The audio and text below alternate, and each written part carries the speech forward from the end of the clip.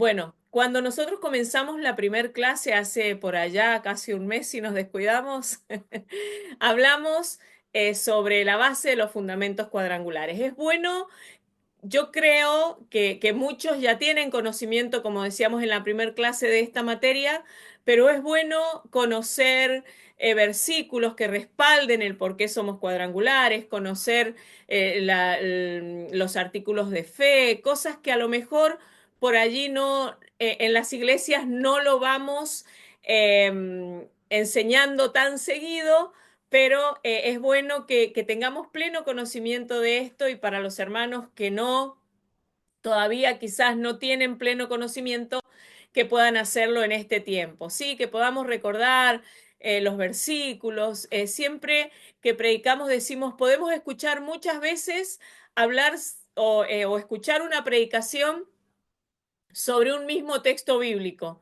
pero siempre Dios nos habla de otra manera.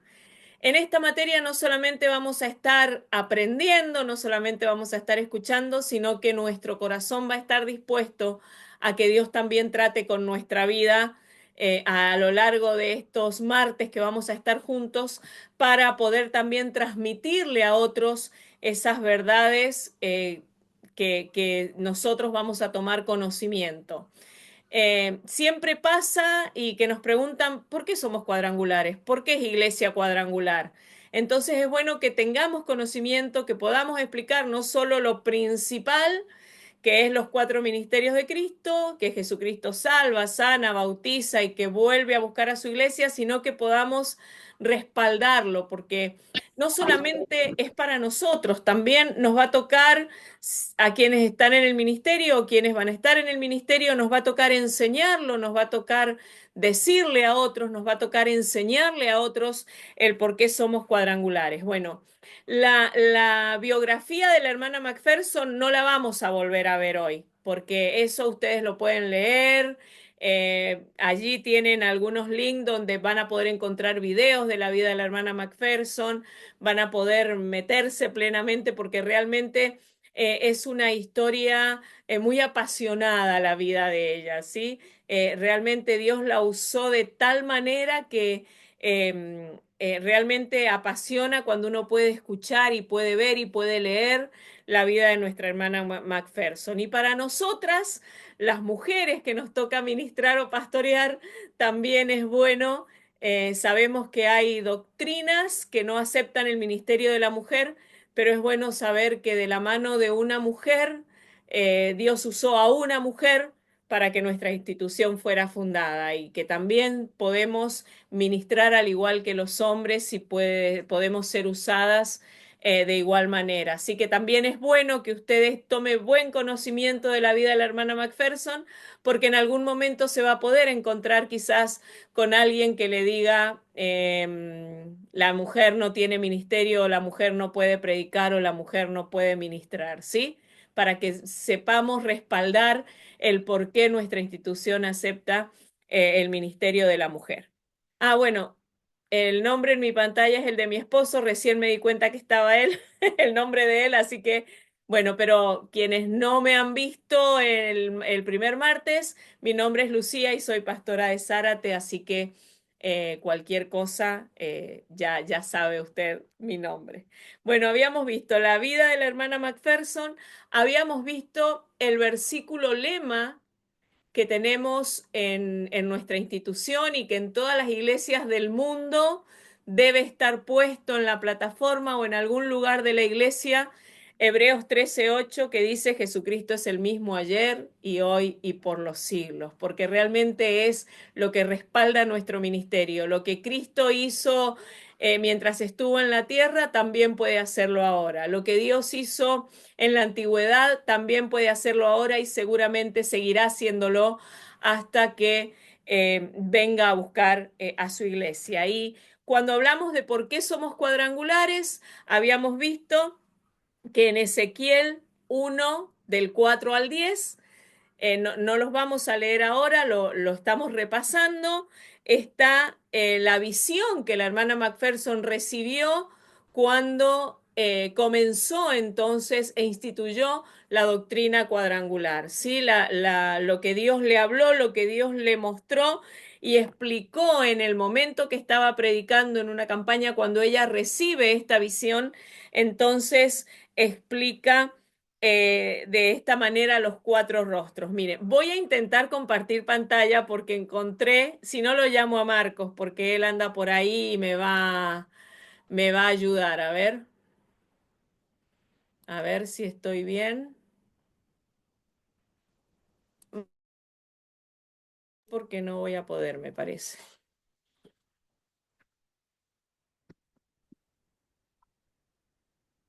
¿Dónde lo tenés? Esta.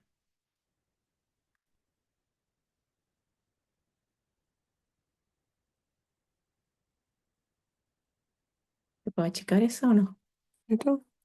Ah, bueno, yo quería mostrarles esto, que este emblema que encontré, acá está, a ver.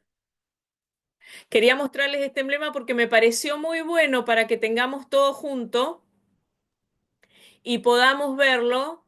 Ahí está, ¿lo ven todos? ¿Sí? Bueno, me pareció muy bueno Sí, porque en porque este emblema tenemos todo junto. Tenemos los rostros, que sería el emblema cuadrangular, que ya vamos a hablar sobre eso. Tenemos los colores que identifican cada ministerio de Cristo o cada área en la que nosotros predicamos. Y tenemos también los símbolos, o sea, aquí vamos a tener todo junto. Falta un detalle, porque cuando nosotros vamos a ver ahora el centro, solo el emblema, ¿sí? Cuando nosotros vemos este emblema con los cuatro rostros, vemos que están los rostros que vio la hermana en Ezequiel, la hermana Macpherson en Ezequiel 1 del 4 al 10. Vemos la Biblia en el centro, que es la palabra de Dios, y el 4, que es las cuatro fases de nuestro evangelio. Falta algo en este emblema, que es un cuadrado que hay alrededor de la Biblia, que es para hacerlo cuadrangular, ¿sí? Las cuatro fases del evangelio. Este emblema está en la mayoría de las iglesias. Algunas por ahí ya no lo usan tanto, pero quienes en los templos de hace muchos años y nosotros, por ejemplo, hace 23 años que estamos en Zárate, tomamos una iglesia que ya estaba fundada, la iglesia tiene 53 años, pero también lo pusimos en un momento porque son nuestros comienzos. Puede ser que a veces haya quienes cuestionen o quienes no entiendan, pero bueno, cuando alguien le pregunte esto, ¿por qué están estos rostros? Que usted también lo pueda explicar, ¿sí? ¿Por qué somos cuadrangulares? Entonces, en esta visión, eh, la hermana Macpherson pudo entonces referirse a Ezequiel 4, 1 del 4 al 10, el rostro del león, que representa el Espíritu Santo, el rostro del águila, que representa la segunda venida de Cristo, el rostro del buey, Jesucristo nuestro sanador, y el rostro del hombre, que significa la salvación del alma. Ahora vamos a detenernos, vamos a ver lo que nosotros comenzamos. Yo sé que Jesucristo el Salvador, el rostro del hombre y el rostro del Espíritu Santo, lo vimos el martes, pero hoy vamos a darle también una repasada y por ahí nos vamos a detener un poquito más en estas dos cosas, en estas dos, perdón, en estos dos ministerios de Cristo, eh, que es, primeramente vamos a ver el rostro del hombre, que el símbolo que lo representa es la cruz y el color que lo representa es el rojo, el color de la sangre de Cristo. Y este símbolo y este emblema nos hace ver entonces a Jesucristo como Salvador, como nuestro Salvador. Si nosotros vamos a Juan 3:16, dice, porque de tal manera amó Dios al mundo que ha dado a su Hijo unigénito para que todo aquel que en él cree no se pierda, mas tenga vida eterna. La palabra de Dios dice que Entonces, por amor, por el amor que Dios nos tuvo, es que envió a su Hijo a morir en esa cruz por cada uno de nosotros. En esa cruz Jesucristo derramó hasta la última gota de su sangre para que usted y yo fuéramos salvos. Aquí vemos que Jesucristo es el Hijo de Dios, pero a la vez es hijo de hombre, a quien prometió entonces Dios en Isaías 9:6. Cuando vamos a leer ese versículo dice, porque un niño nos es nacido, hijos nos es dado y el principado sobre su hombro, y se llamará su nombre admirable, consejero, Dios fuerte, Padre eterno, príncipe de paz. Con el nacimiento de Cristo, nosotros vemos cumplida la primer promesa de redención de Génesis 3:15. Génesis 3:15 dice, y pondré enemistad entre tú y la mujer, entre tu simiente y su simiente, él te herirá en la cabeza y tú la herirás en el calcañar. Jesús se hizo hombre y como hombre él es la simiente de la mujer. Como hombre, entonces, él vino a cumplir esa promesa. Recordemos que Dios creó, cuando leemos Génesis, Dios creó al hombre y a la mujer para que vivieran en el huerto del Edén con todas las bendiciones. Recordemos que la serpiente, el enemigo se transforma en serpiente o se presenta como serpiente y hace caer en pecado a la mujer y a su vez entonces le da de comer el mismo fruto. Yo sé que en Pentateuco, si no lo han visto, lo van a ver, pero recordemos que eh, se presenta ante la mujer, Dios les había dicho que de ese árbol no podían comer, y vemos en el relato que el enemigo le dice a la mujer, con que Dios les dijo, sembró la duda en el corazón de la mujer, con que Dios les dijo que si comían de este árbol iban a morir, no van a morir. Les dijo, simplemente van a, o sea, lo estamos relatando así a grandes rasgos, simplemente van a tener el mismo conocimiento que él o van a ser tan sabios como él. La mujer come, le da al varón, a Adán, Adán come, se dan cuenta que están desnudos, entonces cuando se esconden de Dios, Dios allí entonces em, en la maldición al hombre, a la mujer, a la serpiente, vemos esta parte en Génesis 3:15, donde le dice la maldición sobre la serpiente que fue antes cuando le dice que se arrastrará y que polvo comerá todos los días de su vida, y le dice, y pondré enemistad entre ti y la mujer, el versículo que leíamos, y entre tu simiente y su simiente, él te herirá en la cabeza y tú la herirás en el calcañar. Esta promesa que Dios tuvo que enviar, que Dios tuvo que dar, que Dios tuvo que idear para poder vencer y para poder dar entonces, para poder salvarnos y limpiarnos del pecado, ¿sí? Y vemos que cuando le dice que ella te herirá en la cabeza y tú la herirás en el carcañal, significa que en el momento de la crucifixión, de la muerte de Cristo, la cabeza de Satanás sería aplastada y Jesucristo sería herido en el calcañar, que sería el talón, ¿sí? Y entonces, eh, por eso él vence y es la victoria en la cruz del Calvario. Cuando nosotros leemos Filipenses 2, 7 y 8, dice, sino que se despojó a sí mismo tomando forma de siervo, hecho semejante a los hombres. Fue hecho hombre, semejante a los hombres, sufrió las mismas cosas que los hombres. Se hizo carne tal cual cualquier hombre, con la diferencia que por su naturaleza divina, ser el Hijo de Dios, era el Cordero limpio de pecado, jamás conoció pecado, entonces, pero la palabra de Dios en Isaías nos dice que fue despreciado, desechado entre los hombres, varón de dolores, experimentado en quebranto y como que escondimos de él su rostro fue menospreciado. Este versículo se refiere a ese momento en que Jesucristo estaba en la cruz del Calvario ya crucificado y hecho y padeciendo todo lo que humanamente podía padecer. Cuando nosotros también continuamos viendo por qué Jesucristo sufrió como hombre o cómo puede ser que padeció ciertas cosas como hombre siendo el Hijo de Dios. Bueno, cuando nosotros vamos a Juan 19:28, todas estas citas están en el cuadernillo que usted recibió, ¿sí? Cuando nosotros vamos a Juan 19:28, dice, después de esto, sabiendo Jesús que ya todo estaba consumado, dijo para que la escritura se cumpliese, tengo sed.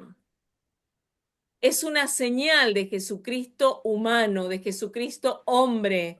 Tuvo sed, que es en el momento que el soldado le acerca la esponja empapada en vinagre. Entonces, como hombre tuvo sed, nos lo relata, todo lo relata la palabra, o sea, todo lo que nosotros predicamos como iglesia cuadrangular está respaldado por la palabra.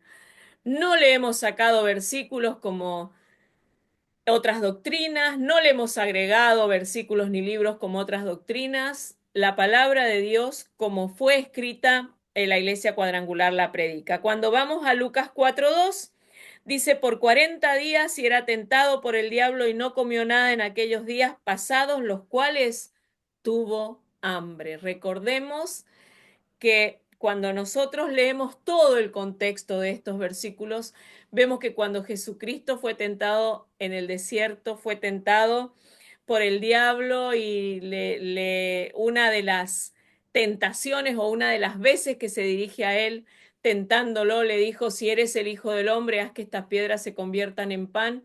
Y Jesucristo, a pesar de tener hambre, pudo vencer cada una de las tentaciones.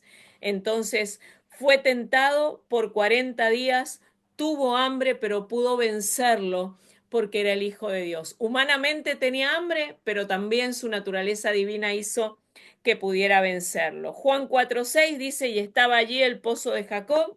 Entonces Jesús, cansado del camino, se sentó junto al pozo y era como la hora sexta. Fíjense que este versículo nos relata que dice, cansado del camino. Jesús se cansó, Jesús caminaba, Jesús andaba, Jesús predicaba.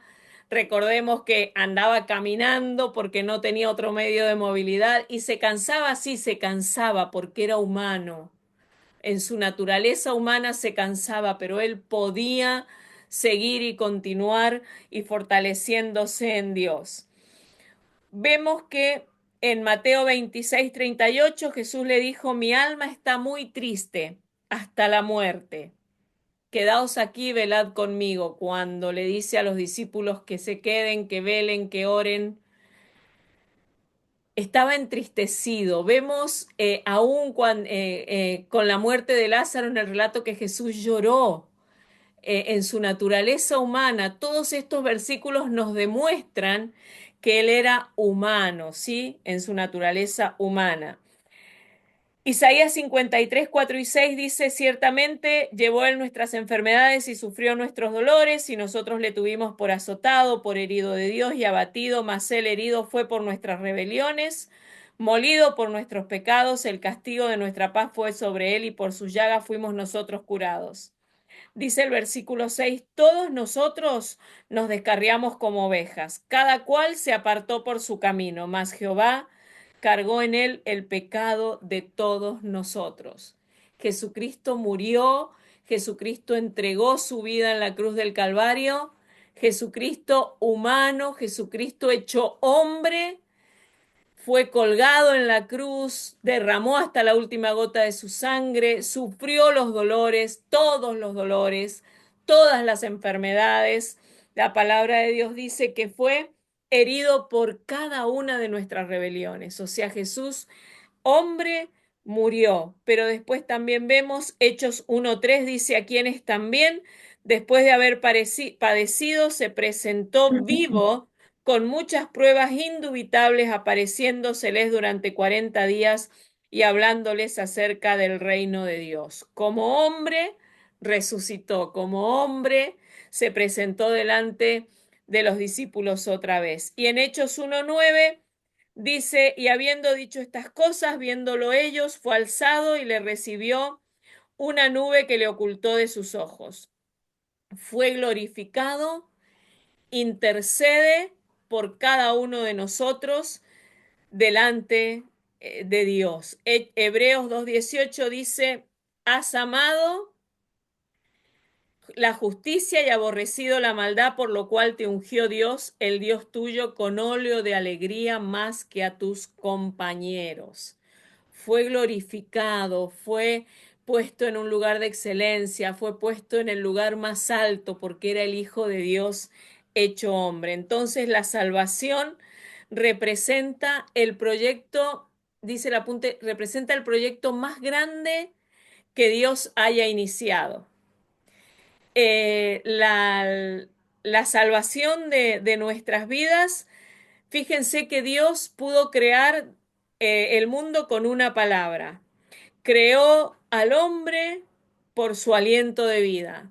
Dios hizo todo eso en la creación del mundo, creó todo lo que allí pertenecía, separó las aguas, creó los animales, en 6 días cada día hizo algo, creó al hombre y le dio un soplo de vida, con un solo soplido de Dios, de su aliento, le dio vida al hombre. Pero ¿saben una cosa? Para poder salvarnos, para poder limpiarnos de todo pecado, tuvo que ser con la sangre de Jesucristo. No podía hacerlo por la palabra. Jesucristo tenía que padecer para que su palabra fuera cumplida y su promesa fuera cumplida.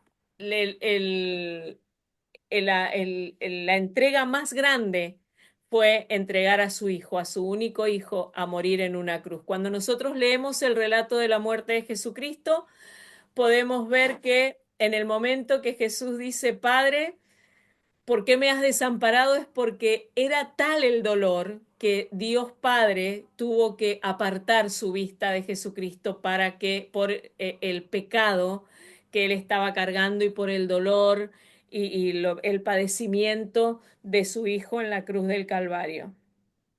Vamos a Romanos 5:12. Dice, por tanto, como el pecado entró en el mundo por un hombre y por el pecado la muerte, así la muerte pasó a todos los hombres por cuanto todos pecaron.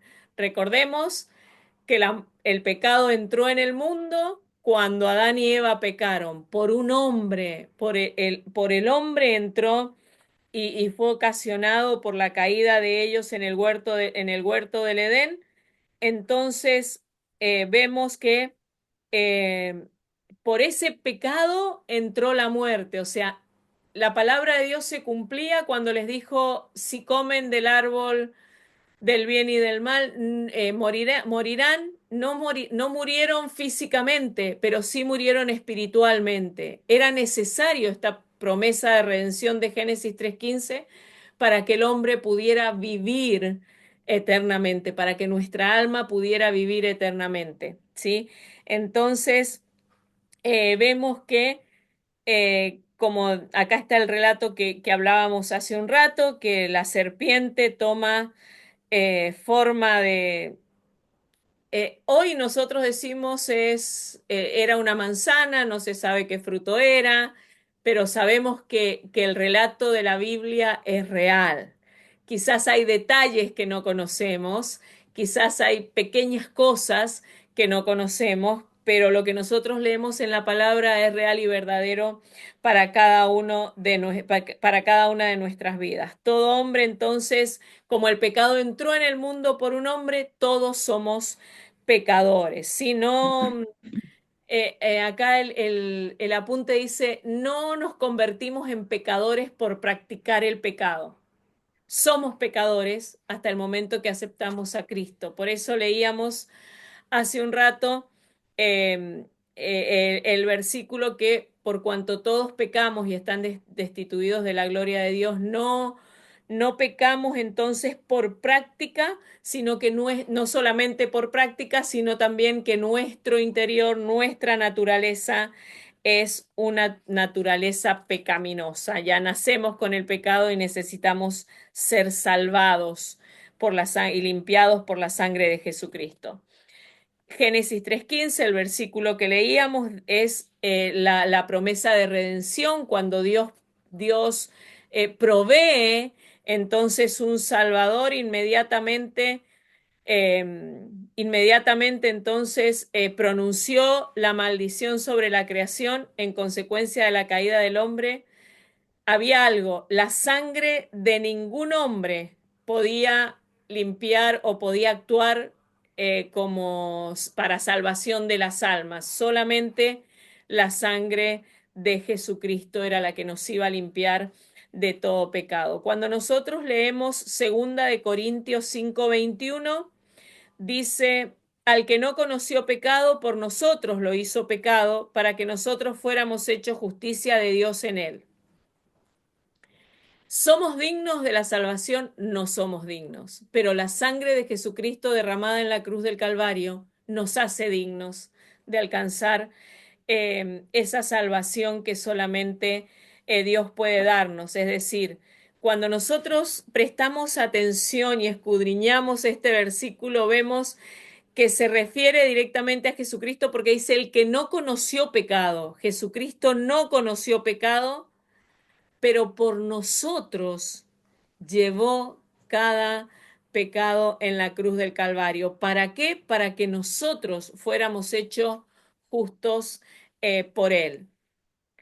Saben que cuando nosotros leemos Él pagó vicariamente nuestras deudas en la cruz, cuando nosotros vamos al diccionario de la lengua española y buscamos el significado de vicario, es que tiene las veces, poder y facultades de otra persona o la sustituye. Facultades de otra persona o la sustituye. Pagó vicariamente, ¿qué quiere decir? Él pagó nuestro pecado y sustituyó nuestra vida en la cruz del Calvario. Él murió por cada uno de nosotros, por cada una de nuestras deudas en la cruz del Calvario. Él sufrió por nosotros. Jesucristo murió en nuestro lugar y, como decíamos hace un momento, llevó la condenación de nuestro pecado, llevó las enfermedades, llevó los dolores para que usted y yo fuéramos o alcanzáramos la salvación de nuestra alma. Eso es que Él pagó vicariamente, Él nos sustituyó, Él ocupó nuestro lugar en la cruz del Calvario, Él murió por cada uno de nosotros realmente para que nosotros alcanzáramos la vida, la vida eterna, ¿sí? Y el perdón eterno. Entonces, eh, eh, ni el oro ni la plata, no había forma. Recordemos que en la antigüedad, en el Antiguo Testamento, se hacían sacrificios de animales, se entregaban ofrendas para perdón de los pecados. No sé si lo han visto, yo no me voy a detener en esto, pero cuando vemos Pentateuco, vemos todo lo que eran las leyes, vemos los sacrificios, así que si no lo han visto, lo van a ver cuando les toque. Entonces, el rescate de la humanidad, que usted y yo fuéramos alcanzados, fuéramos salvados y fuéramos rescatados, no podía ser de ninguna otra manera. Solamente podía ser entonces por este precio. El rescate exigía que Dios mismo, encarnado, fuera entregado, fuera inmolado, fuera sacrificado.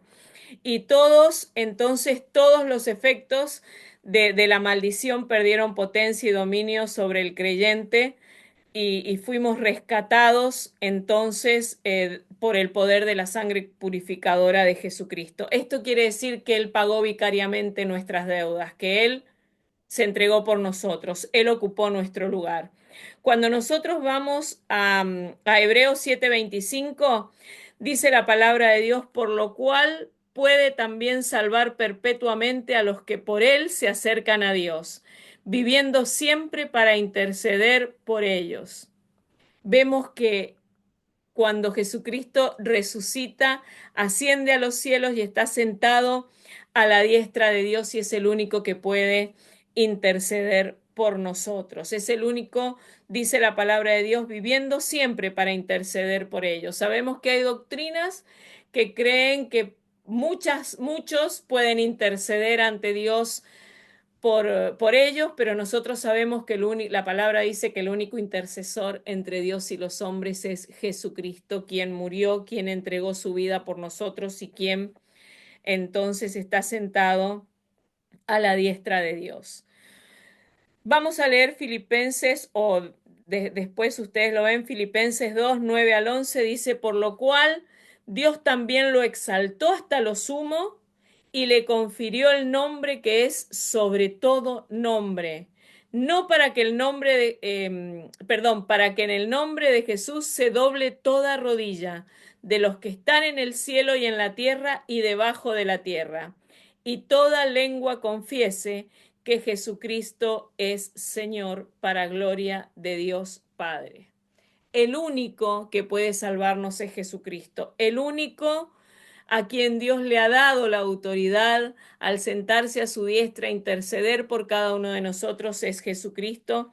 Entonces, por esto es que creemos que Jesucristo es nuestro Salvador y por eso el rostro del hombre y por eso el color rojo, que es el color de la sangre de Jesucristo que fue derramado por cada uno de nosotros hasta la última gota.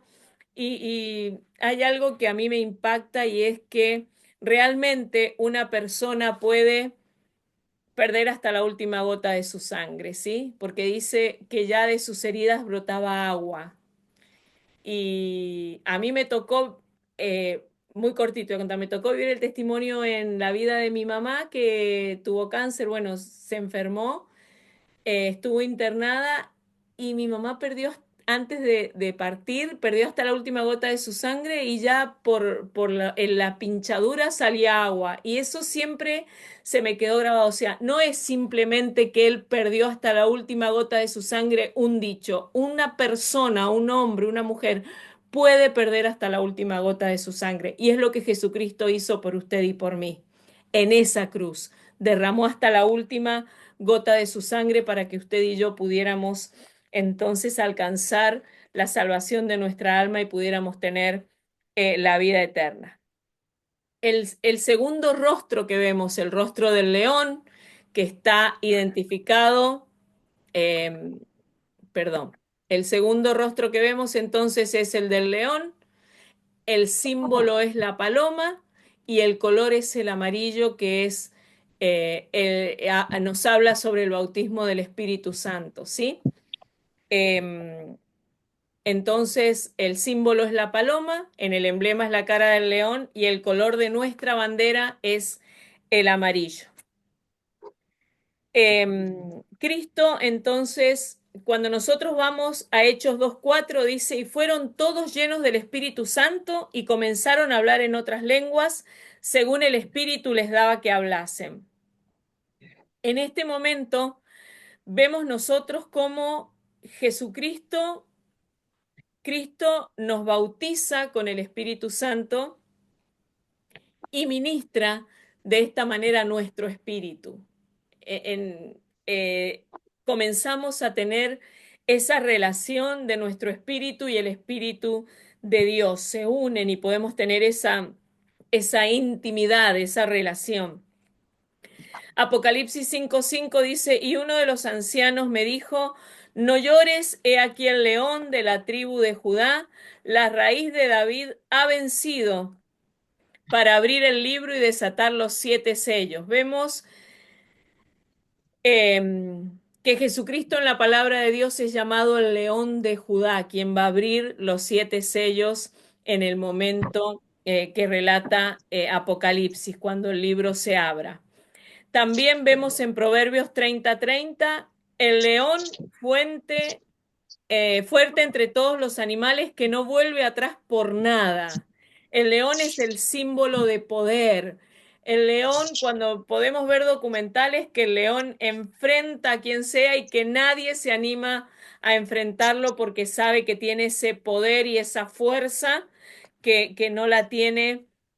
otro animal. También vemos en Juan 1:29, dice: el siguiente día vio Juan a Jesús que venía a él y dijo: He aquí el Cordero de Dios que quita el pecado del mundo. Y en Lucas 3:16 dice: respondió Juan diciendo a todos: yo a la verdad os bautizo en agua, pero viene uno más poderoso que yo, de quien no soy digno de desatar la correa de su calzado.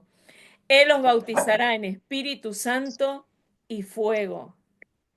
Entonces vemos que a lo largo de la escritura la palabra nos menciona, en el momento que Jesús fue bautizado, dice que el Espíritu de Dios vino sobre él, dice la palabra, y vino en forma de paloma y se posó sobre Jesús el Espíritu Santo. Entonces, por esa razón es que utilizamos la fuerza del Espíritu Santo, por eso Ezequiel lo menciona o lo muestra como el rostro del león. La paloma es el símbolo del Espíritu Santo en el momento en que Jesús fue bautizado en agua por Juan el Bautista, y la palabra nos relata esto, que el Espíritu de Dios vino sobre él en forma de paloma, y el color es el amarillo, que es el color del oro, el color de lo valioso, y, y el color del fuego, por decir así, es lo que nos muestra la palabra de Dios. Y cuando nosotros leemos en Hechos 2:1 al 4, vemos el relato del día de Pentecostés. Dice: cuando llegó el día de Pentecostés estaban todos unánimes juntos y de repente vino del cielo un estruendo como de un viento recio que soplaba, el cual llenó toda la casa donde estaban sentados, y se les aparecieron lenguas repartidas como de fuego, asentándose sobre cada uno de ellos. Y fueron todos llenos del Espíritu Santo y comenzaron a hablar en otras lenguas, según el Espíritu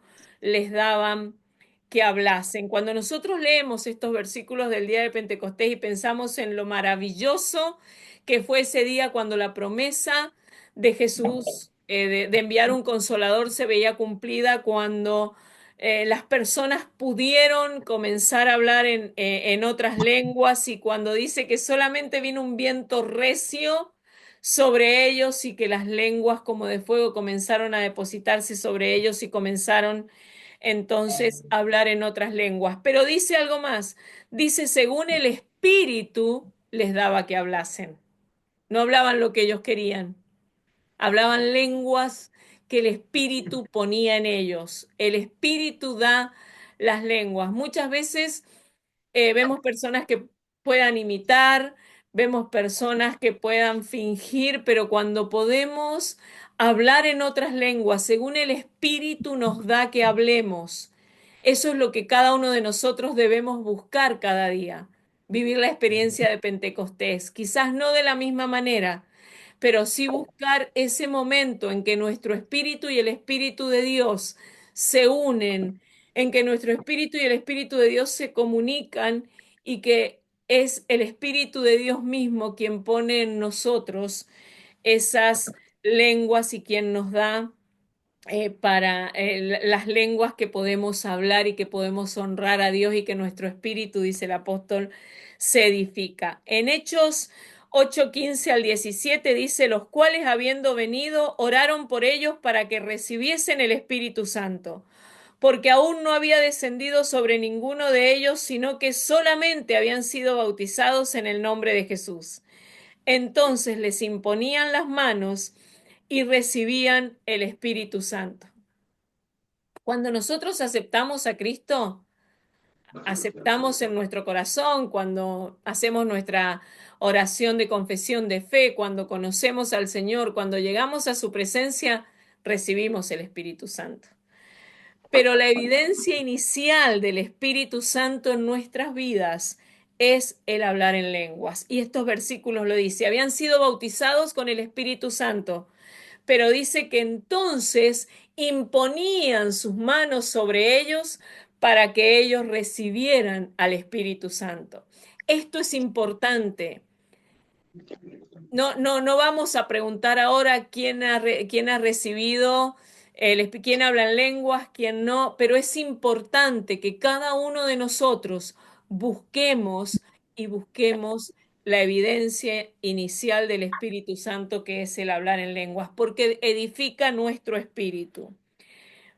Fíjense que hay beneficios en nuestra vida del bautismo con el Espíritu Santo. Hechos 1:8 dice, pero recibiréis poder cuando haya venido sobre vosotros el Espíritu Santo y me seréis testigos en Jerusalén, en toda Judea, en Samaria y hasta lo último de la tierra.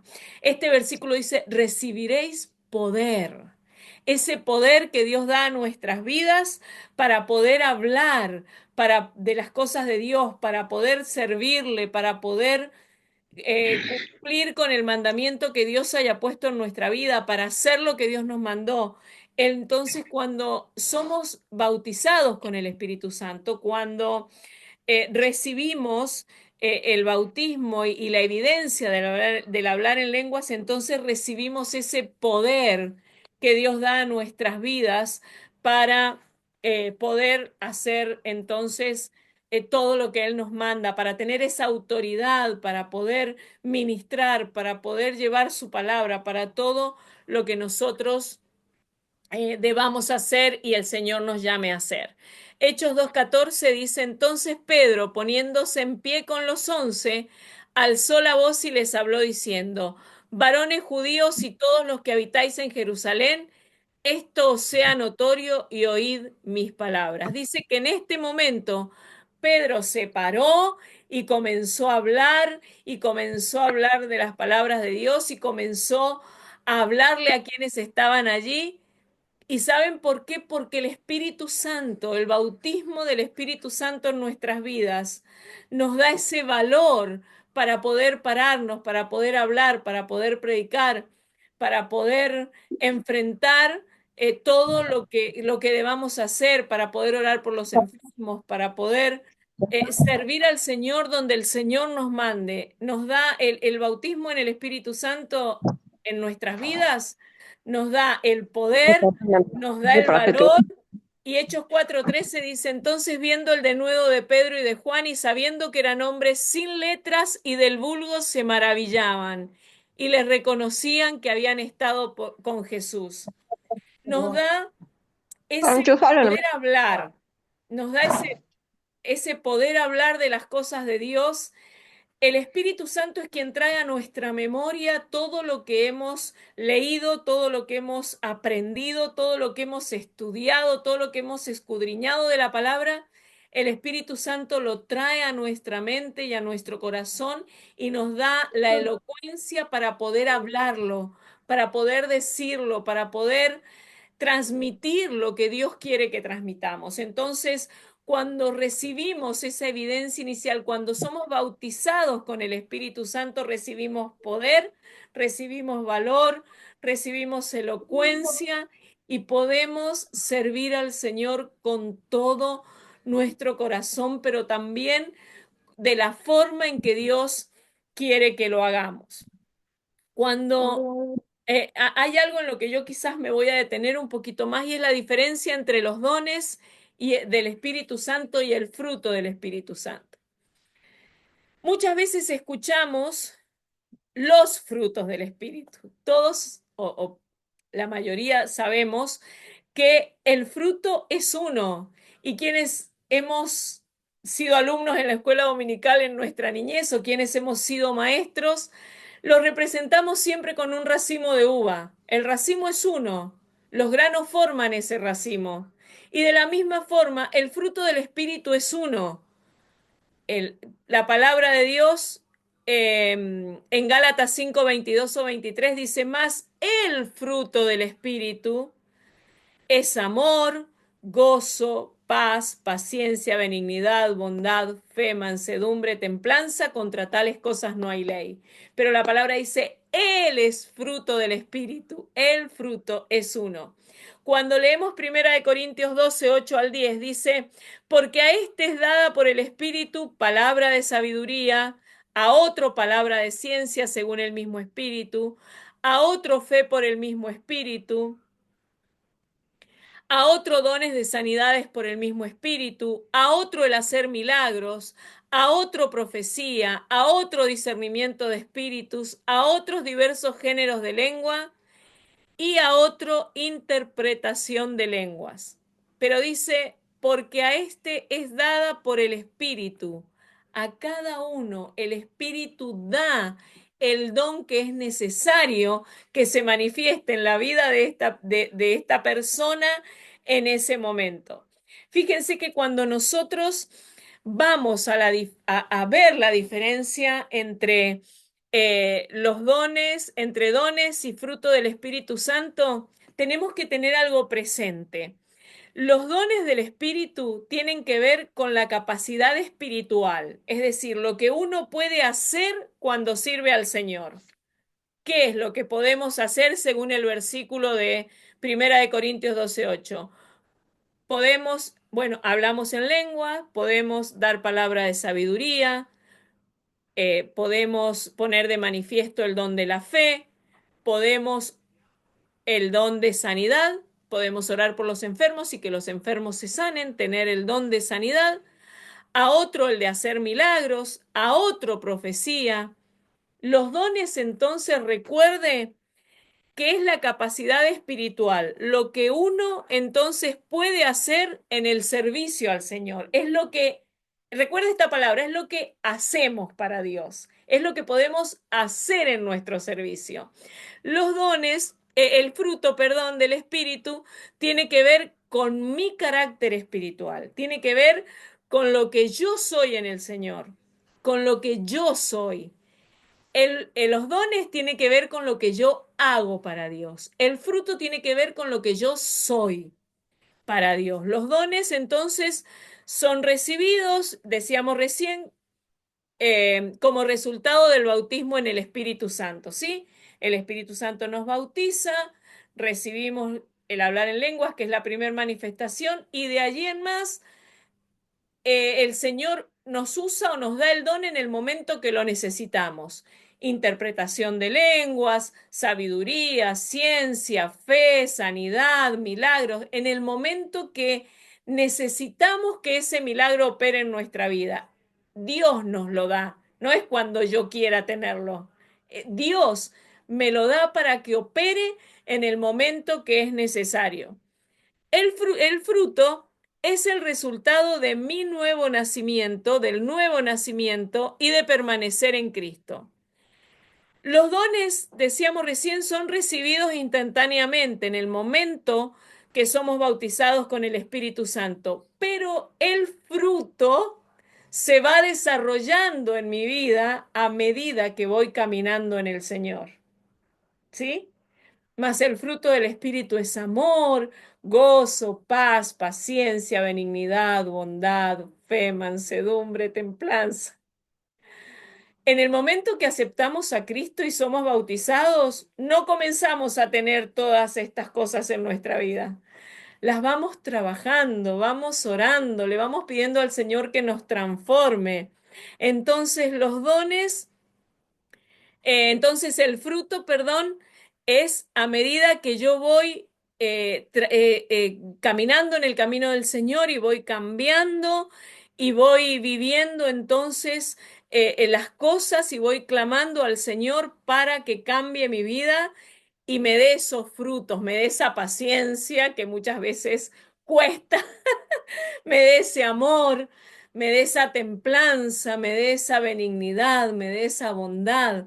Lo vamos adquiriendo mientras caminamos en el Señor y mientras permitimos que Él nos transforme y nos dé estas cosas en nuestra vida. Ahora bien, los dones en sí mismos no son un medio para juzgar la profundidad de la vida de una persona. Es decir, si yo no tengo el don de sanidad, soy menos espiritual que quien lo tiene. Si yo no, si el hermano no tiene el don de ciencia, no, no es tan espiritual. Eso no nos hace espirituales. Eso Dios usa nuestra vida en la medida que Dios quiera usarlo. Pero el fruto sí desarrolla mi vida espiritual y mi crecimiento espiritual. ¿Entienden? Entonces, debemos distinguir todo esto. El fruto Entonces, ¿es el criterio básico o es del desarrollo de mi vida espiritual? Es como yo voy siendo transformado, es como yo voy dejando que Dios me cambie, es como yo voy reconociendo delante de la presencia del Señor que hay cosas en mi vida que debo cambiar. Debo tener más amor por las almas. Debo ser más bueno. Debo tener más paciencia. Debo mirar al otro de otra manera. Eso lo voy cambiando en el transcurrir de mi vida cristiana y yo sí puedo, no es que debemos hacerlo, pero sí puedo ser juzgado como estas cosas deberíamos cambiar si estamos sirviendo al Señor en un área. Pero el operar de los dones en mi vida no puede ser juzgado según mi vida espiritual. Yo no puedo ser juzgada por otros como mayor, más o menos espiritual por los dones que operen en mi vida, ¿sí? Entonces, hay variedad de dones, recordemos, pero hay un solo fruto. Entonces, recuerde esto, no es pregunta de examen, pero recuérdelo porque es bueno que esto lo entendamos. Hay variedad de dones, pero hay un solo fruto del Espíritu. Los dones tienen que ver con mi capacidad espiritual, con lo que yo puedo, perdón, los dones tienen que ver con lo que yo puedo hacer para Dios, hacer para el Señor, mientras que el fruto es lo que yo soy en el Señor. Recuerde esto porque es bueno que nosotros podamos diferenciar estas cosas. La palabra de Dios nos dice, y lo leíamos recién, los dones son otorgados por el Espíritu Santo. La palabra de Dios en 1 Corintios 12:11 dice, repartiendo a cada uno en particular como Él quiere. El Espíritu reparte a cada uno como Él quiere. Debemos buscarlo, debemos clamar a Dios, debemos clamarle al Espíritu Santo que imparta dones en nuestra vida, que los dones se puedan ver manifestados en nuestra vida, que podamos ser usados, ser herramientas útiles en esto delante del Señor, sí podemos hacerlo. Pero la palabra de Dios dice que reparte a cada uno en particular como Él quiere, ¿sí? Entonces, fíjese que leíamos en Hechos 2:4 que en un instante hablaban en su idioma y en un instante en Pentecostés comenzaron a hablar en otras lenguas, según el Espíritu les daba que hablase. Entonces, el fruto vemos que es, los dones del Espíritu son otorgados por el Espíritu Santo, decíamos recién, y el fruto es el resultado del desarrollo espiritual en mi vida, gradualmente a medida que voy caminando y a medida que voy sirviendo. ¿Por qué? Porque el fruto sugiere mis rastros de carácter, cómo soy yo ante los demás, cómo soy yo en mi relación con los demás. Involucra entonces todo el periodo de desarrollo, toda esa transformación que vamos alcanzando en el Señor a medida que vamos caminando en Él. Entonces, debemos pedirle al Señor dones, debemos pedirle al Señor dones, pero Él los va a hacer actuar en nuestra vida según como Él quiera y en el momento que Él quiera hacerlo.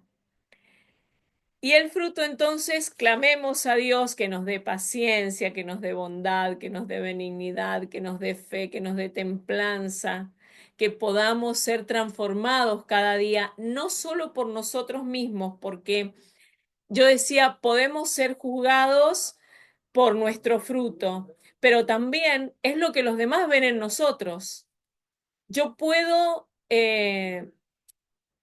amar de otra manera cuando voy creciendo en el Señor.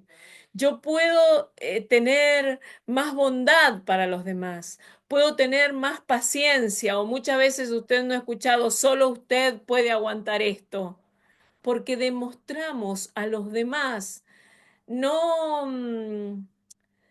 no falsamente, sino que nuestro caminar va demostrando nuestro cambio cuando el fruto del Espíritu Santo va creciendo en nuestra vida y vamos demostrando que realmente el Señor está cambiando aspectos de nuestra vida, ¿sí? Es bueno que esto lo busquemos, es bueno que clamemos tanto por los dones como por el fruto del Espíritu para que podamos servir al Señor plenamente y para que podamos entonces demostrar lo que Dios ha hecho en nuestra vida. Espéreme un segundito porque no vi que habían algunas escrituras en el chat. No sé, una hermana ha preguntado si se corta. A mí no se me corta, no sé si a alguien se le corta, avise. Creo que no es mi internet. No, no, no, pastorazo. Ah, ok.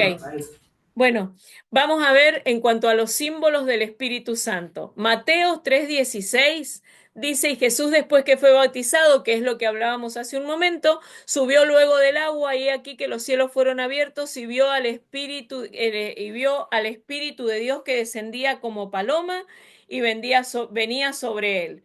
Y hubo una voz de los cielos que decía, este es mi Hijo amado, en quien tengo complacencia. En este versículo vemos que el símbolo del Espíritu Santo fue la paloma, que descendía el Espíritu Santo como paloma sobre Jesús. El 2 de Corintios 1:22 dice, el cual también nos ha sellado y nos ha dado las arras del Espíritu en nuestros corazones.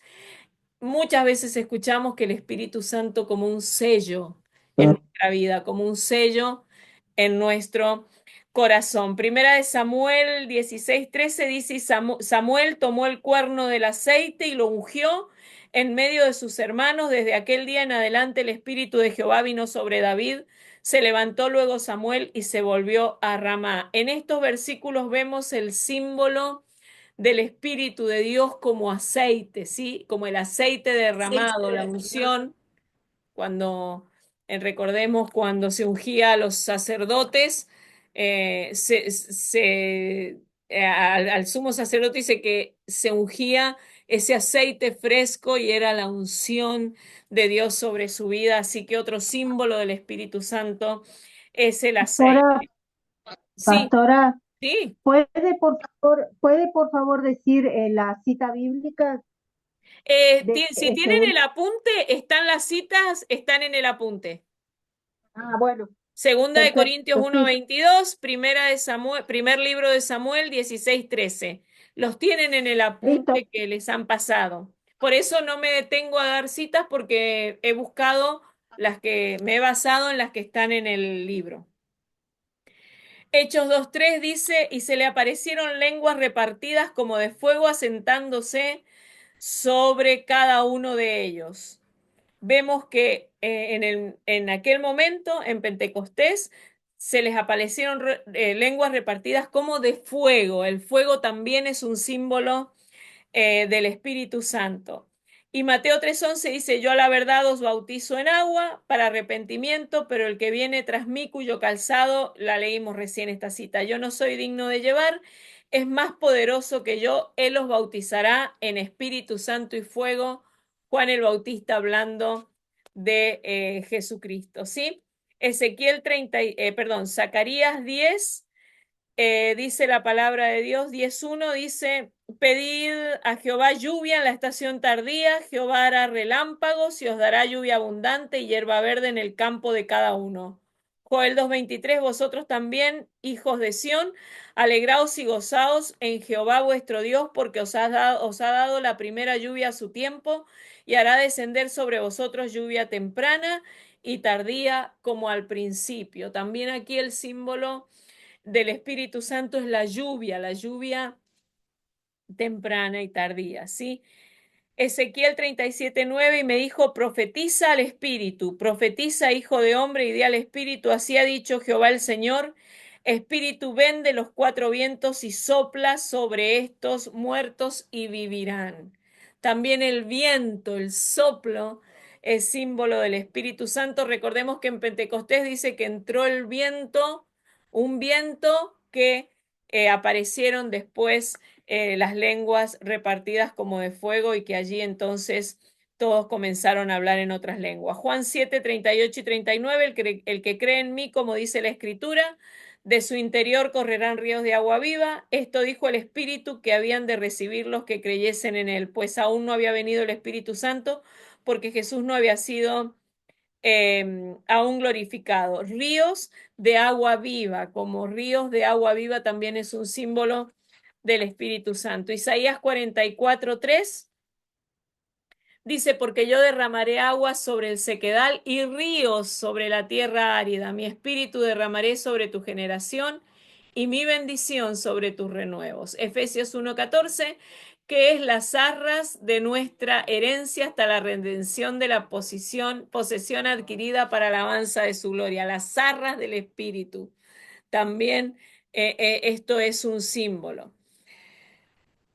Todos estos símbolos podemos verlos manifestados de alguna manera a lo largo de la palabra cuando se habla del Espíritu Santo. Pero si vamos a Lucas 12:12, vemos por qué el Espíritu Santo es una persona, por qué el Espíritu Santo es la tercera persona de la Trinidad. Lucas 12:12 dice, porque el Espíritu Santo os enseñará en la misma hora lo que debáis decir. Nadie que no sea persona podría enseñarle a otro, ¿sí? Dice, el Espíritu Santo se enseñará en la misma hora lo que debáis decir. Hace un momento mencioné esto. Lo que usted aprenda, lo que usted lea, lo que usted escudriñe de la palabra, el Espíritu Santo lo va a recordar.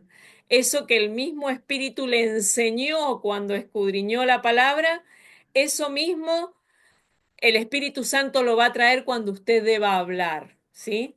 No es que vamos a pararnos y vamos a dejar que el Espíritu hable. El Espíritu nos va a hacer sentir lo que tenemos que decir. El Espíritu Santo nos va a recordar.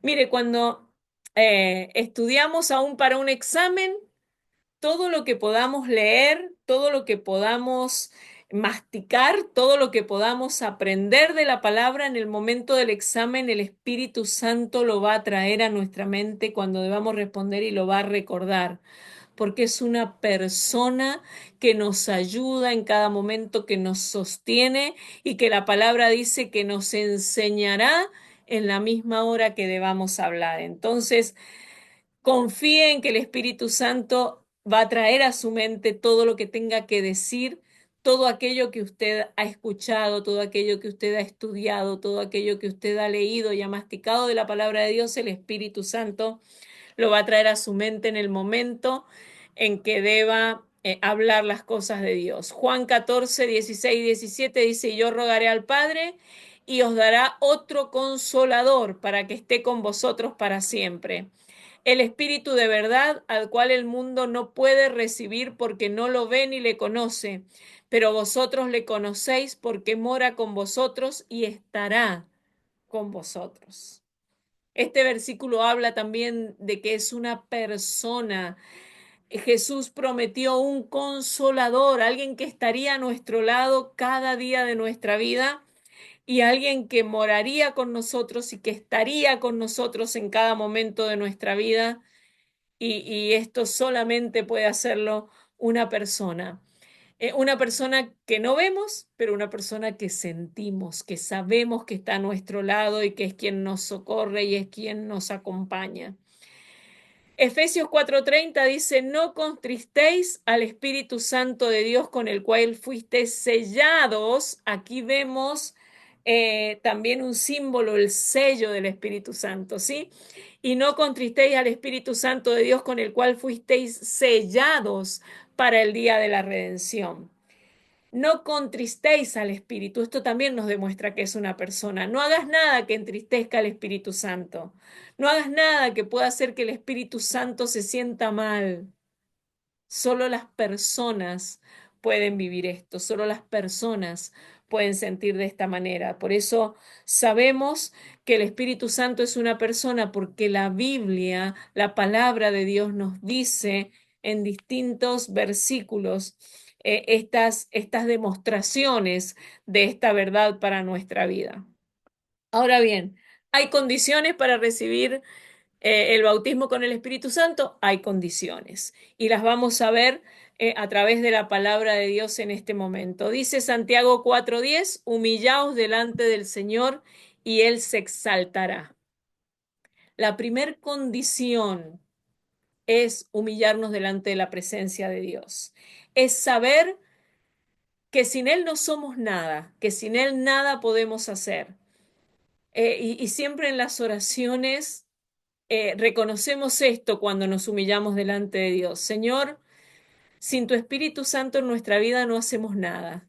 No somos nada y nada vale nuestra vida si el Espíritu Santo de Dios no está en ella. Lo que hoy somos, lo que hacemos y lo que vivimos y lo que tenemos es porque el Espíritu Santo de Dios está en nuestra vida. Entonces, una de las condiciones básicas para recibir el Espíritu Santo de Dios en nuestra vida es humillarnos delante de su presencia. Reconocer esto, que no somos nada si Él no está en nuestra vida, ¿sí? Mateo 5:6 dice, bienaventurados los que tienen hambre y sed de justicia, porque ellos serán saciados.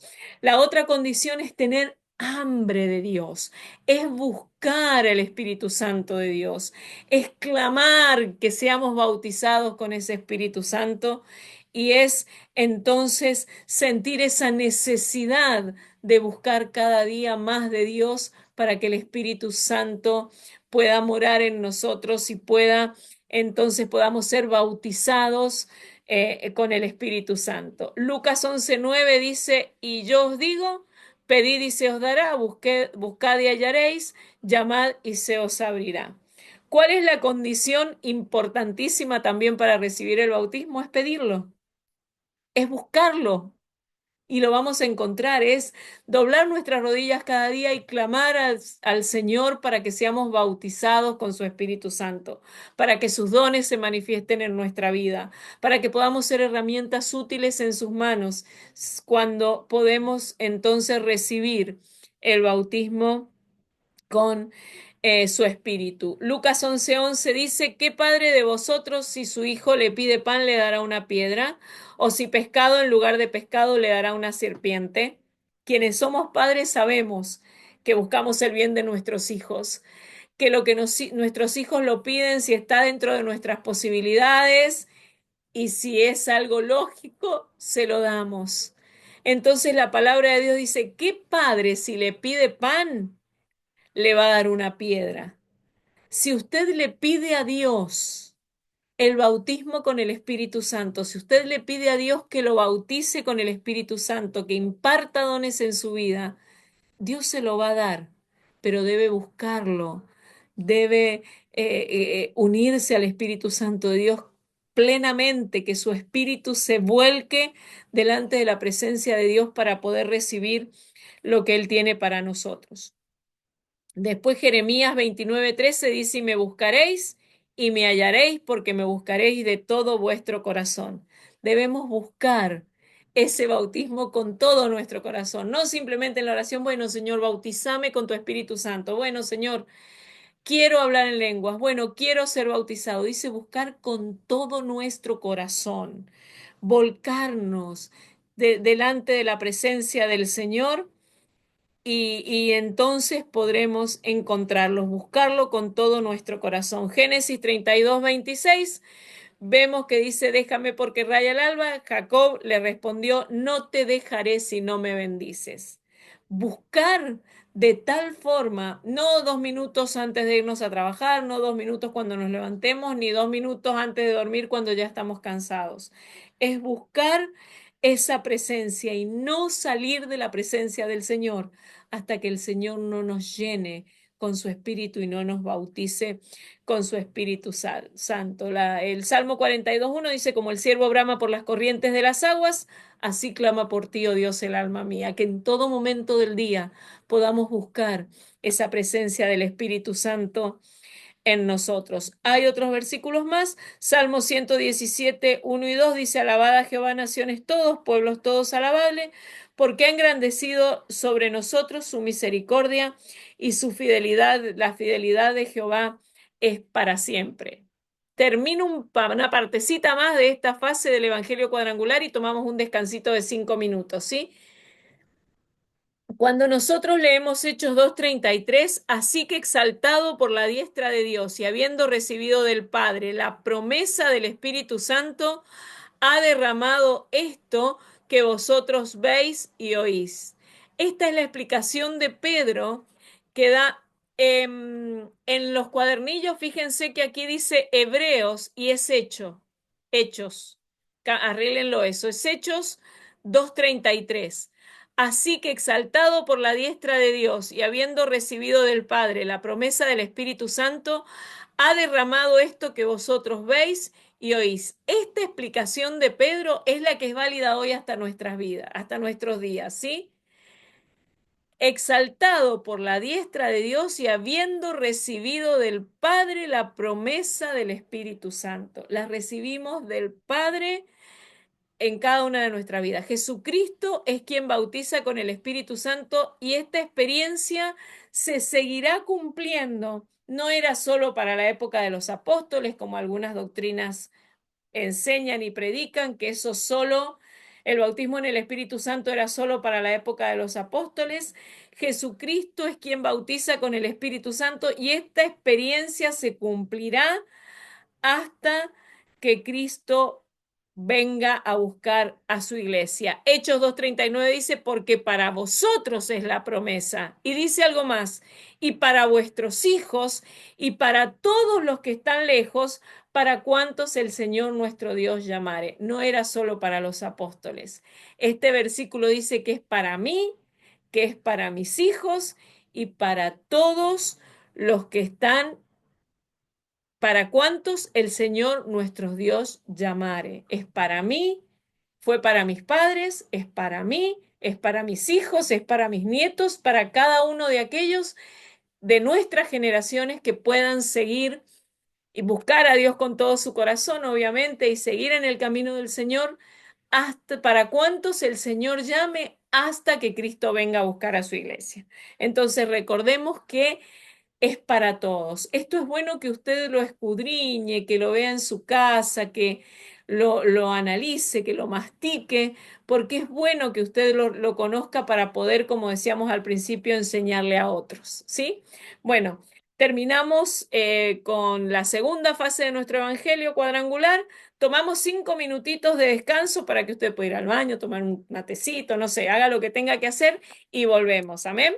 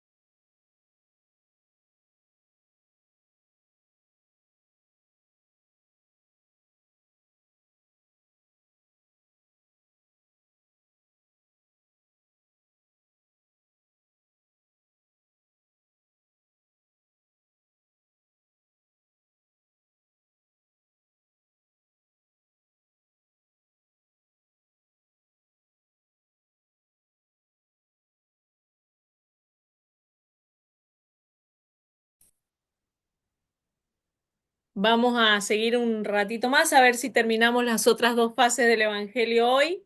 Si no, bueno, terminaremos eh, el martes.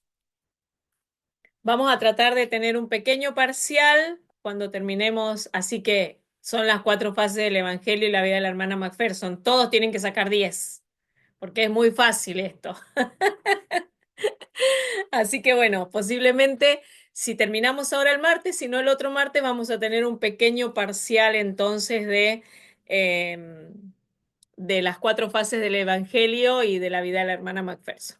Bueno, hemos visto Jesucristo como Salvador del alma, el rostro del hombre, el color rojo de nuestra bandera y la cruz como símbolo. Hemos visto la segunda fase, Jesucristo el bautizador con el Espíritu Santo, el león, la paloma, el emblema del león, el símbolo la paloma, el color amarillo de nuestra bandera.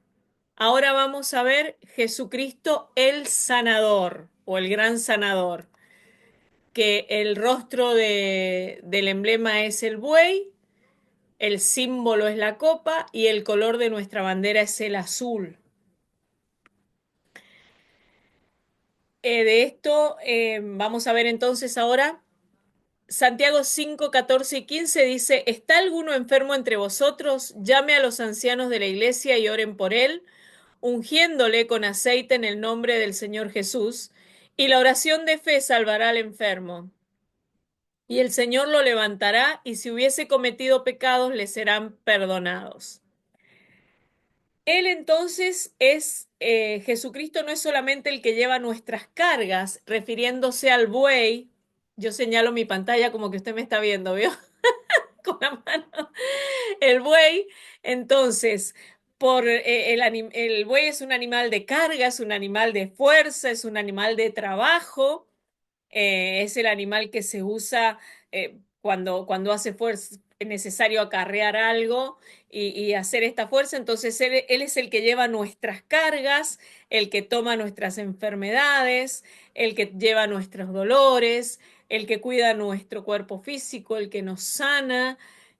Por eso está representado por el rostro del buey, porque es el que lleva nuestras cargas, el que llevó en la cruz nuestras enfermedades, el que llevó nuestros dolores y todo lo que nosotros pudiéramos padecer físicamente. Isaías 53, 3 al 7 dice, despreciado y desechado entre los hombres, varón de dolores, experimentado en quebranto y como que escondimos de él su rostro, fue menospreciado y no lo estimamos.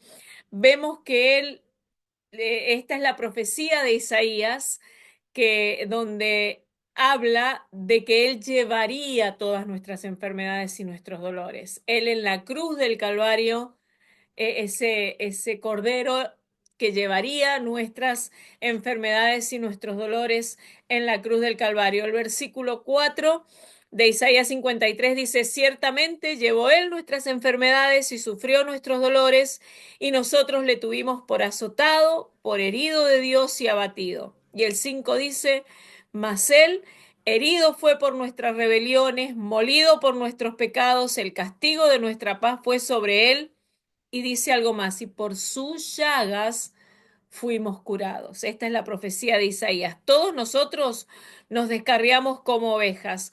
Cada cual se apartó por su camino, mas Jehová cargó en él el pecado de todos nosotros. Angustiado él y afligido, no abrió su boca, como cordero fue llevado al matadero y como oveja delante de sus tranquiladores, enmudeció y no abrió su boca. Esta profecía de Isaías es la profecía, lo que hablaba de lo que Jesús iba a padecer en la cruz del Calvario. Habla sobre que iba a ser despreciado, maltratado, y también dice que Él llevó nuestras enfermedades y nuestros dolores en la cruz del Calvario, y que por sus llagas hemos sido curados. Por eso hablamos de que Jesucristo es nuestro Salvador, porque Él llevó nuestros dolores y nuestras enfermedades en la cruz.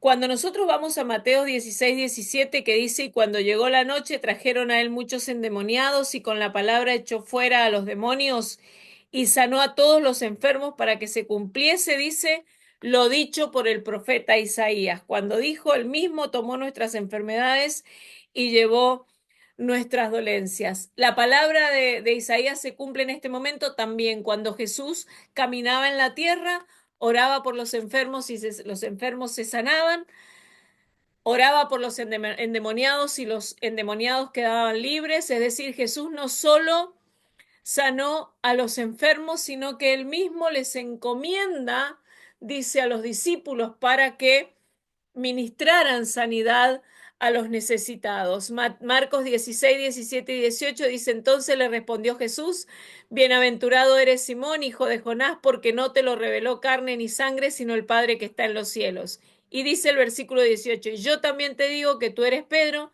sobre esta roca edificaré mi iglesia y las puertas del Hades no prevalecerán contra ella. Es decir, Jesús mismo le imparte a los discípulos que ellos pudieran también orar por los enfermos y lo que él hacía cuando él no estuviera podían hacerlo. Cuando nosotros vemos sobre las enfermedades, cuando nosotros vamos a Génesis 3:15 en adelante, dice el versículo 16, a la mujer dijo, multiplicaré en gran manera los dolores de tus preñeces, con dolor darás a luz los hijos, y tu deseo será para tu marido, y él se enseñoreará de ti.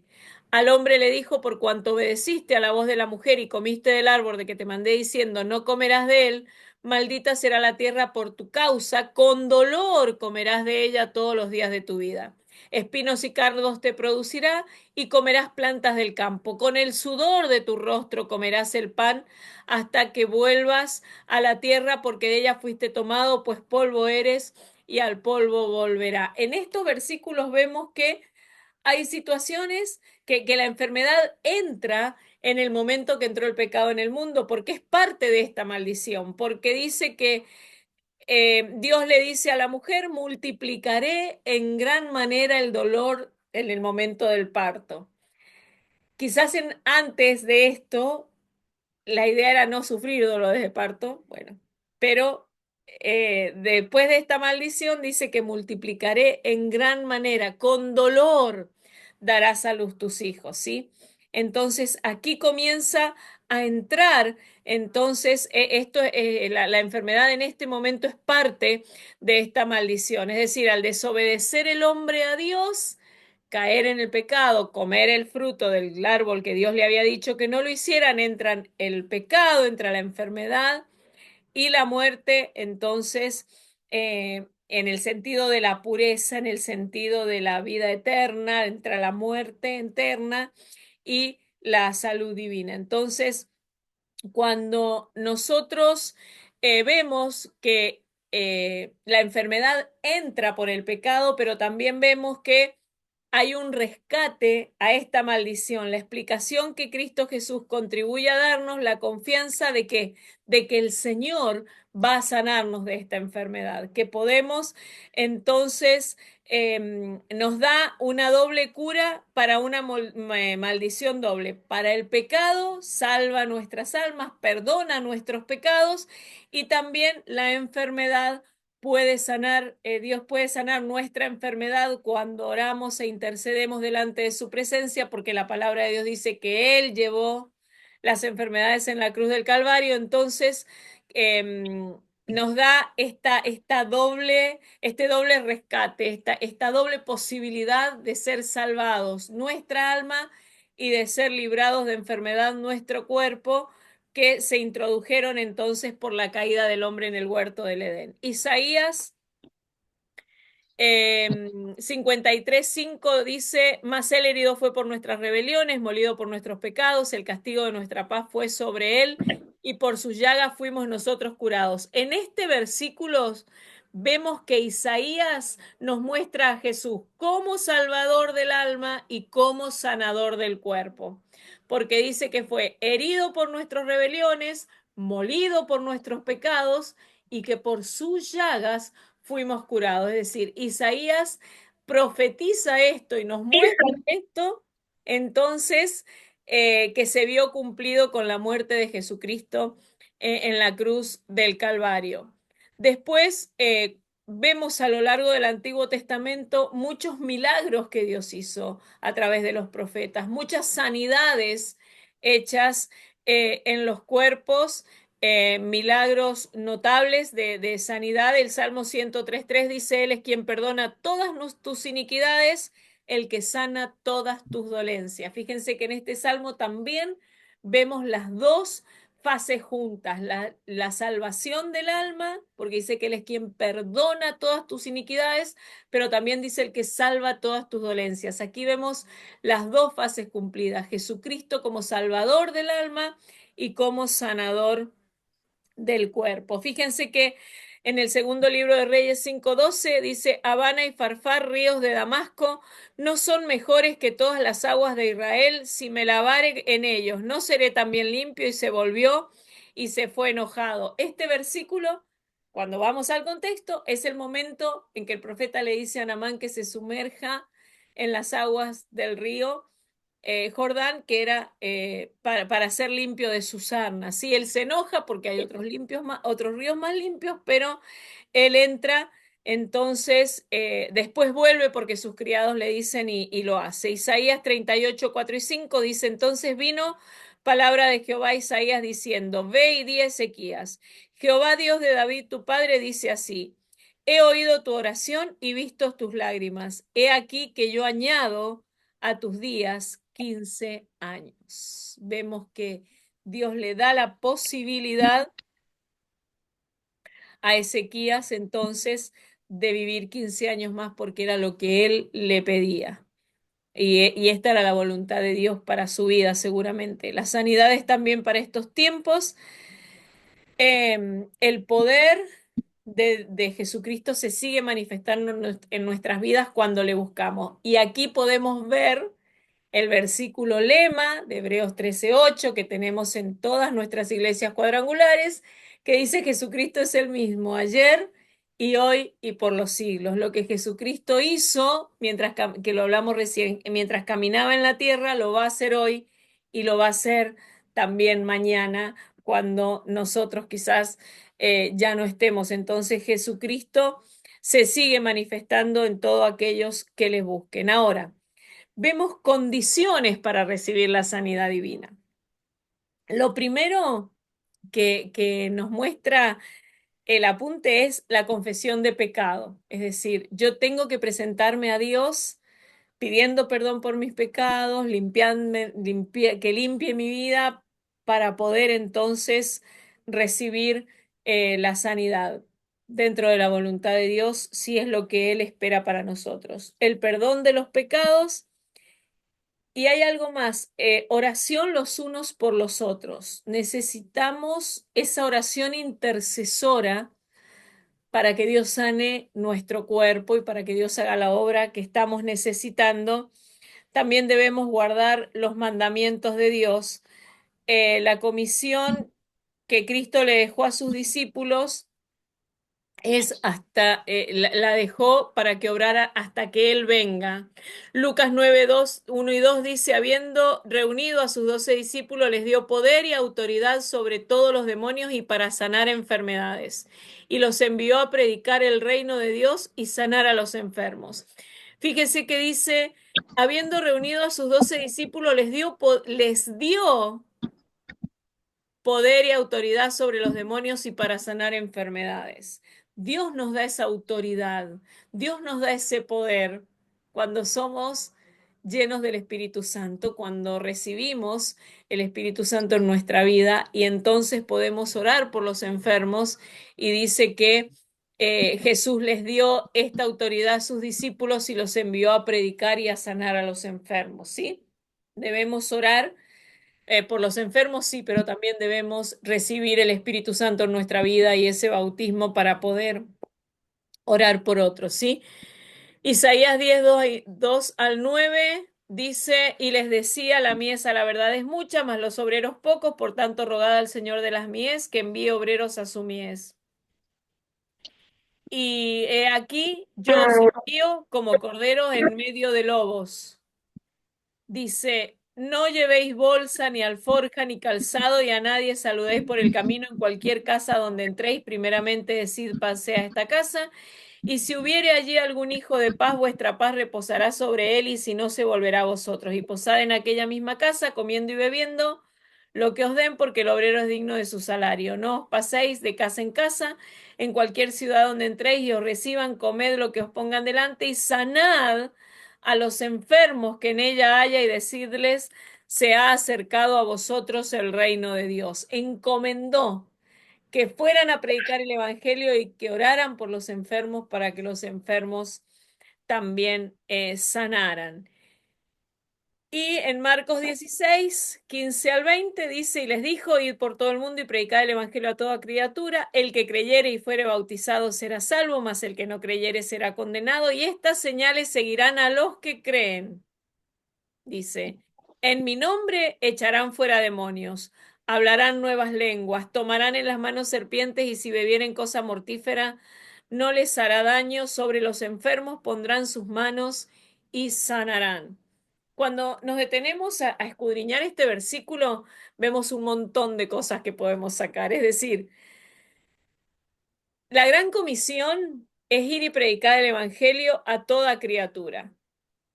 Que nos dice que el que creyere y fuere bautizado, ese será salvo. Mas el que no creyere será condenado. Dice, y estas señales seguirán a los que creen. Debemos creer nosotros que Dios puede sanar a ese enfermo cuando oramos por ellos, ¿sí? Dice, en mi nombre echarán fuera demonios, hablarán nuevas lenguas, tomarán en las manos serpientes y si bebieren cosa mortífera no les hará daño, sobre los enfermos pondrán sus manos y sanarán. Debemos orar por los enfermos cada vez que tengamos la posibilidad, debemos ser enviados para hacerlo. Debemos tener el poder y la autoridad de Dios sobre nuestra vida para poder entonces nosotros cumplir con esto, con esta gran comisión que Dios le ha dado a todos los cristianos. Y hay tres personas interesadas en la sanidad. Primero el enfermo, dice Mateo 9:29, entonces les tocó los ojos diciendo, conforme a vuestra fe os sea hecho. Primero el enfermo debe tener fe en que Dios puede hacerlo. El enfermo debe creer que Dios puede hacerlo.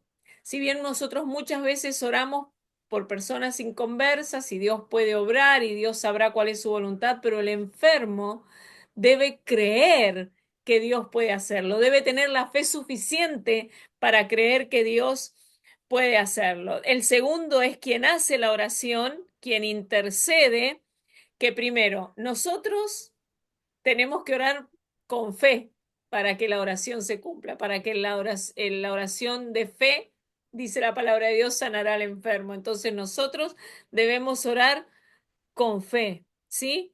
Debemos también tener confianza, debemos, si es una persona que no conoce a Cristo, debemos presentarles a Cristo primero, que puedan aceptar al Señor y poder entonces orar por ellos. Y además debemos, dice este apunte, debemos tener manos y corazón limpios. Debemos estar a cuentas con nuestro Señor, debemos tener una vida acorde a un siervo de Dios para poder orar por los enfermos entonces y que los enfermos sanen. Entonces necesitamos al enfermo, la persona que hace la oración, el Señor Jesucristo, que es quien contesta la oración, y algo más, la voluntad del Señor de sanar a los enfermos de acuerdo a su palabra. Mateo 8:17 dice, para que se cumpliese lo dicho por el profeta Isaías, cuando dijo él mismo, tomó nuestras enfermedades y llevó nuestras dolencias. En Santiago 5:14 y 15 dice, ¿está alguno enfermo entre vosotros? Llame a los ancianos de la iglesia y oren por él, ungiéndole con aceite en el nombre del Señor, y la oración de fe salvará al enfermo y el Señor lo levantará, y si hubiere cometido pecado le serán perdonados. Por eso decimos que tenemos que presentarle a Cristo también, primero. Entonces, ¿el aceite es lo que hace que la gente se sane? No, podemos orar por una persona si en ese momento no tenemos aceite para ungirla. No es el aceite que sana, es la fe de la persona y la fe del que ora lo que va a hacer que se sane. Dios ha empleado muchas veces otros métodos también para sanar a los enfermos que no es el aceite, como es la imposición de manos.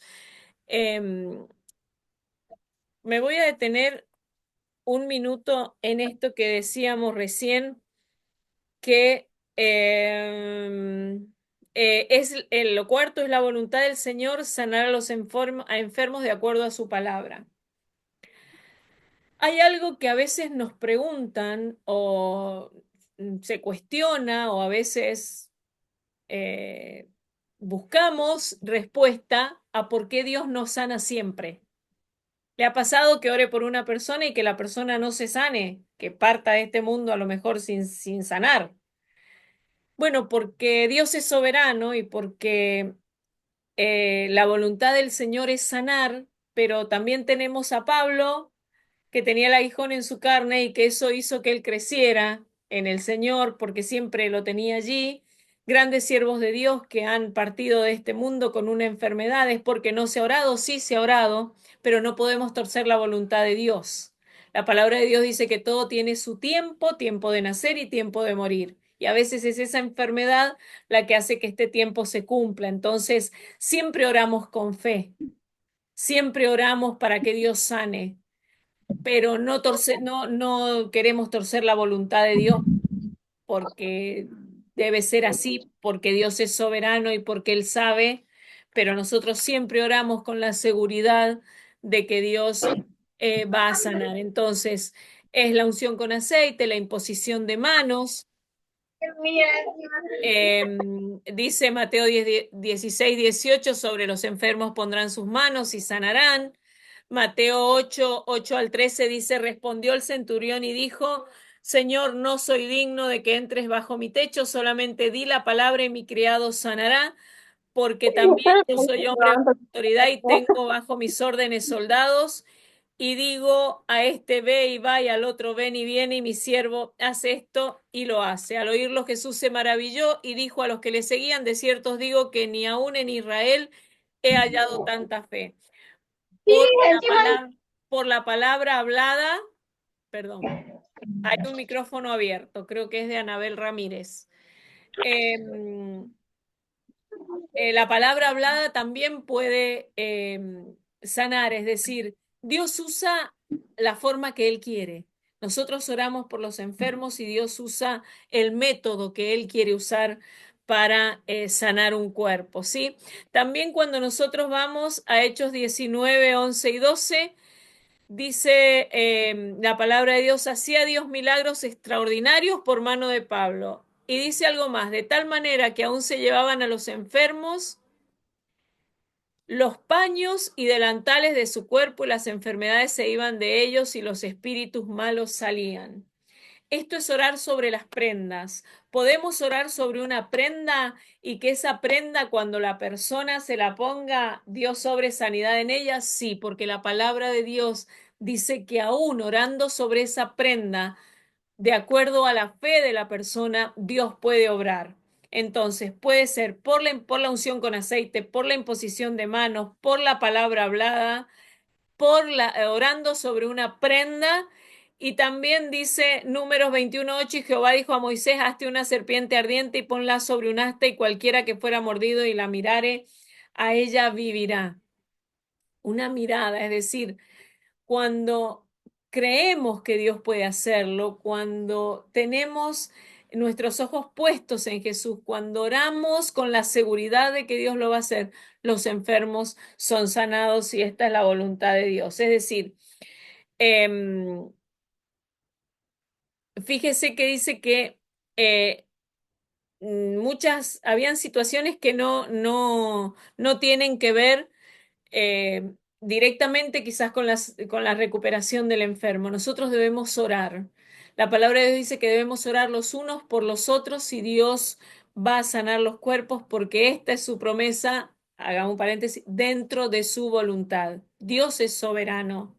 Nosotros oramos para que Dios haga la obra, pero Dios dentro de sus planes sabe lo que va a hacer. Es decir, Dios utiliza la forma que Él quiere. Dios utiliza los medios que Él quiere. Nosotros oramos por una persona instantáneamente, en forma milagrosa, puede ser sanada en el momento. Dios puede ir haciendo una sanidad paulativa, Dios puede permitir que entre a un quirófano, Dios puede permitir que sea intervenido quirúrgicamente, Dios puede permitir que tenga que hacer un tratamiento y acompañar en ese tratamiento y sanarlo, también puede ser. Dios obra de acuerdo a su voluntad y Dios obra como Él quiere. Lo que Él nos mandó a hacer fue a orar por los enfermos, a orar por las personas necesitadas, aún a orar sobre las prendas, orar los unos por los otros, orar e interceder por ellos. Amén. Bueno, vamos al último.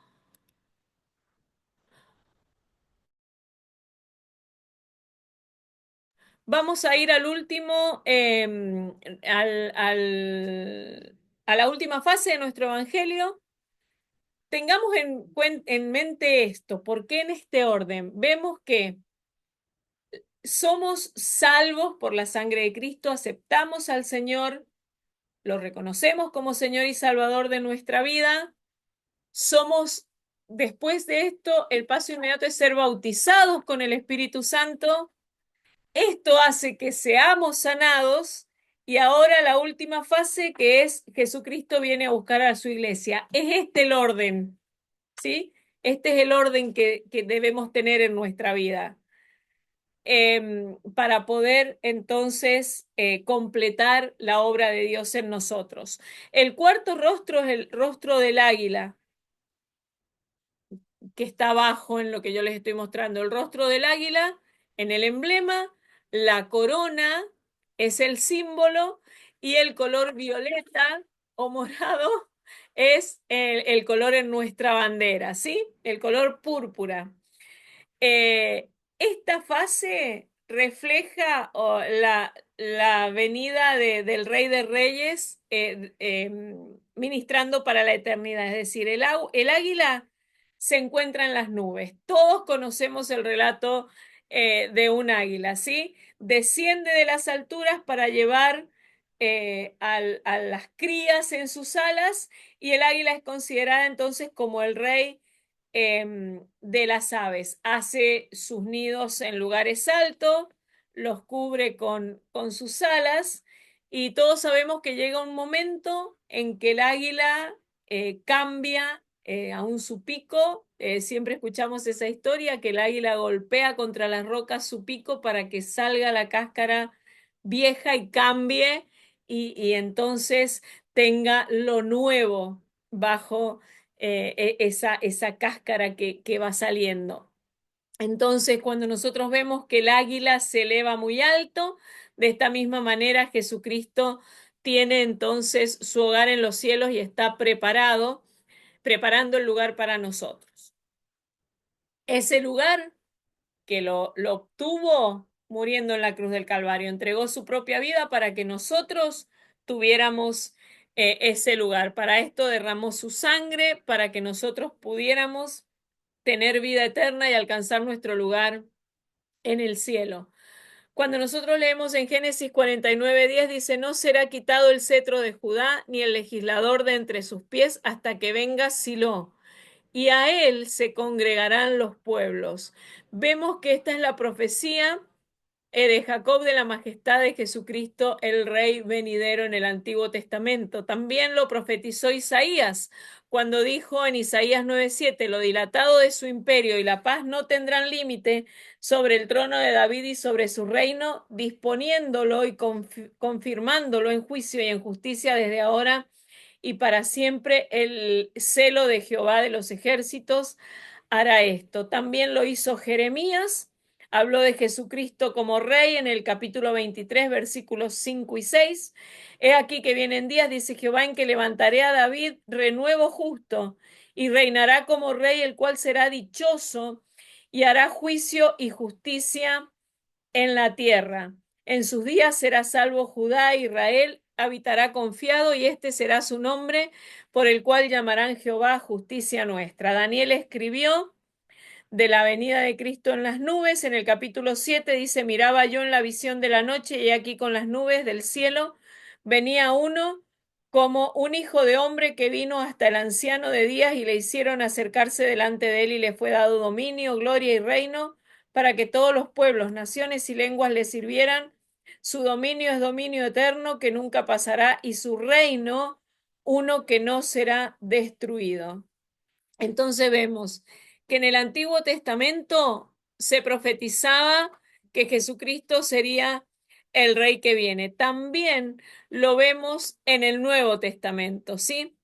Dice, Juan habla de este evento en Juan 5, 28 y 29, no os maravilléis de esto, porque vendrá hora cuando todos los que están en los sepulcros oirán su voz, y los que hicieron lo bueno saldrán a resurrección de vida, mas los que hicieron lo malo a resurrección de condenación. Santiago dice, tened también vosotros paciencia y afirmad vuestros corazones, porque la venida del Señor se acerca. Pablo dice que habla 50 veces de este evento y en Primera de Tesalonicenses dice, tampoco queremos, hermanos, que ignoréis acerca de los que duermen, para que no os entristezcáis como los otros que no tienen esperanza.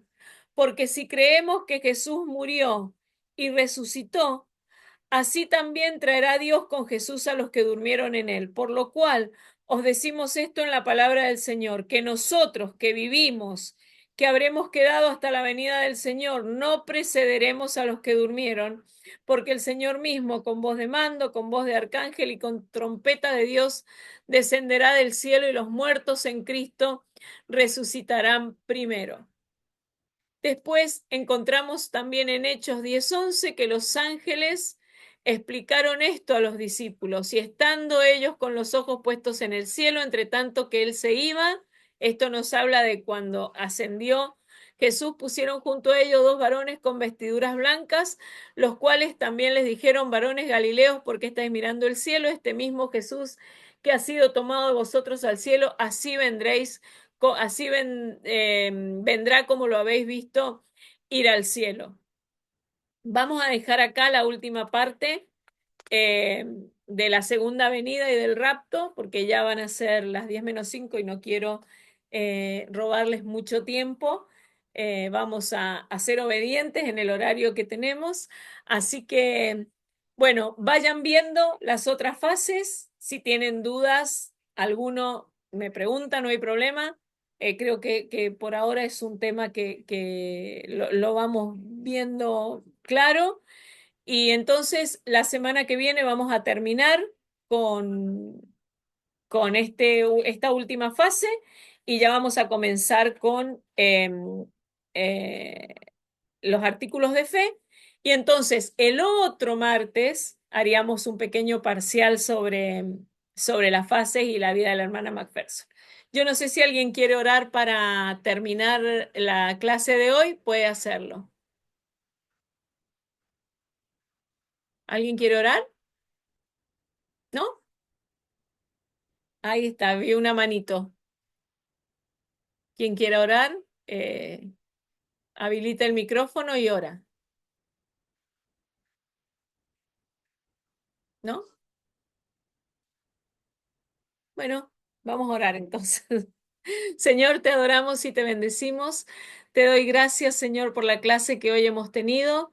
Gracias, Señor, porque podemos aprender de tus cosas, porque podemos refrescar, Señor, conocimientos, porque podemos crecer en ti. Yo te pido una bendición sobre cada uno de mis hermanos que se está preparando en este tiempo, Señor, para conocer más de tus cosas, que se está preparando para conocerte más, que se está esmerando, Señor, y yo sé que muchas veces después de un día de trabajo, después de día de estudio, después de día de llevar la casa adelante, los hermanos tienen la constancia, tus hijos, de sentarse 2 horas, de escuchar tu palabra, de aprender, Señor. Por eso yo te pido que en esta hora tu Espíritu Santo esté descendiendo sobre cada uno de ellos, Señor, que les estés dando el entendimiento y la sabiduría necesaria, Señor, para que ellos puedan, Dios, conocerte más, para que ellos puedan aprobar sus exámenes, que a lo largo de sus años de estudio ellos puedan, Señor, recibir de ti, Dios, y